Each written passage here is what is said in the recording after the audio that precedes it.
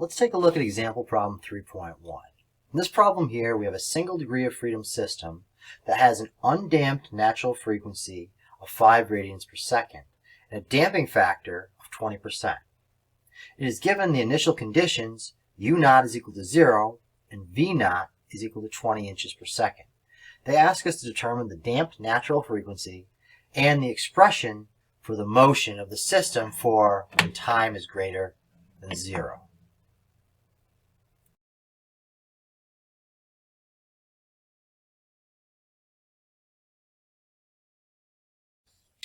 So now they've had a chance to read through that problem statement, understand what they've given us, what they're asking us to solve for. The next part is to create our setup page. So I have up top, dealing with lecture 3.1 from ME 270, example problem 3.1, a single degree of freedom system. In the problem statement, they tell us that our natural frequency, omega sub n, is equal to 5 radians per second.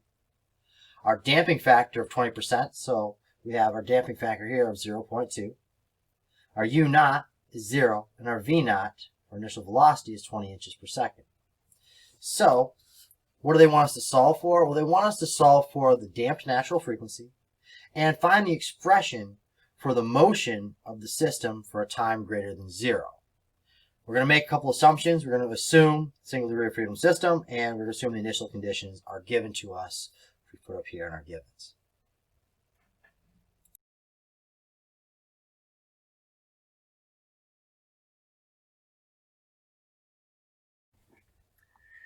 So now that we've completed our setup page, we can reference back for all the given information, what they're asking us to solve for. We now want to start our solution. With our solution, we want to come up with either a method or a governing equation that we're going to use to start this. So in this case here, our governing equation is given to us as equation 3.28a, and that's on page 63. And this tells us that our omega sub d is equal to our omega sub n times the square root of 1 minus our damping factor, and has units of radians per second. So where our omega sub d is going to be the damped circular natural frequency, omega sub n is our natural frequency, and our damping factor is given to us as 0.2 in our problem here.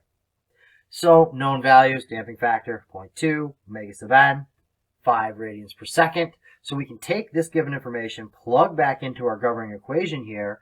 What we end up with is our omega sub d is equal to 5 times the square root of 1 minus 0.2 squared. Do out the math there, and we find that omega sub d is equal to 4.899 units of radians per second.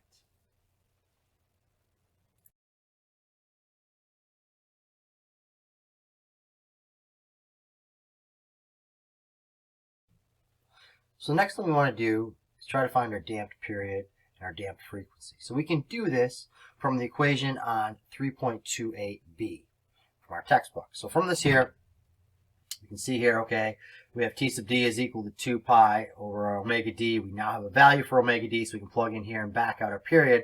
What we're really looking for is our damped frequency, and we realize that frequency is 1 over our period.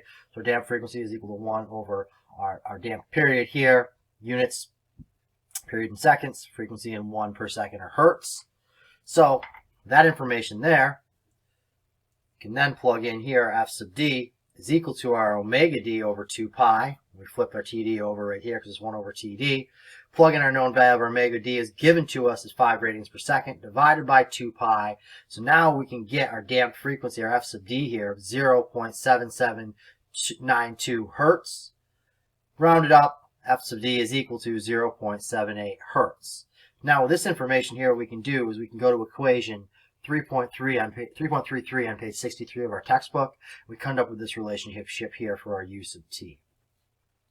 So our u sub t is equal to V0, which we have as a given initial condition, over our omega d that we just solved for, e to the negative, this is our damping frequency right here, times our omega sub n, our natural frequency there, times time, times the sine of our omega sub d, which again we've solved, we have a value for, times our time there. So we have values for a lot of these terms here that we can plug into this equation to reduce and simplify.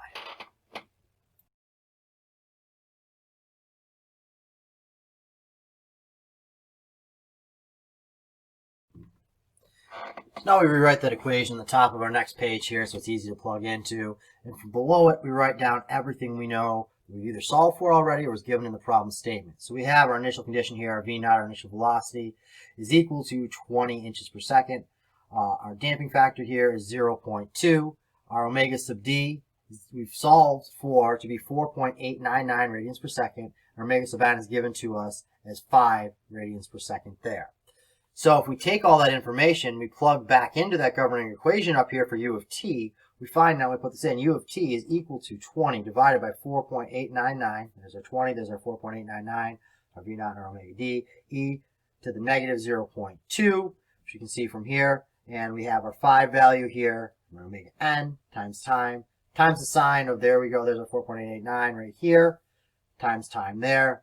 Reduce and simplify this. We end up with u sub t is equal to 4.08 e to the negative t times sine of 4.899 t.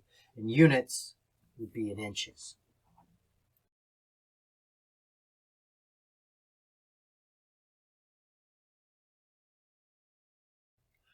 So the next thing I want to do here is to plot that u of t function from time from 0 to 3 here. So what I can do now, say that my time interval is going to be 0.1, come down through, and we can change it if we find there's not enough points there.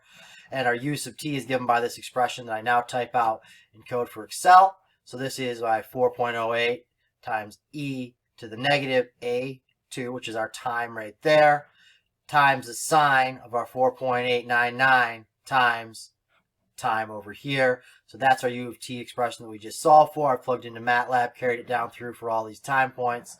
And all I could do is go over and insert, select a plot there. So that's all I've done there to create this plot here. Labeled it from there. On my x-axis down here I have time going from 0 to 3, 3.5 in this case here. I only plotted up to 3. And u sub t from negative 2 up to a value of 3 here. We can see I've plotted up to 4, so we can see the whole curve. So all of this here now gives us our plot for our u of t from 0 to a time 3.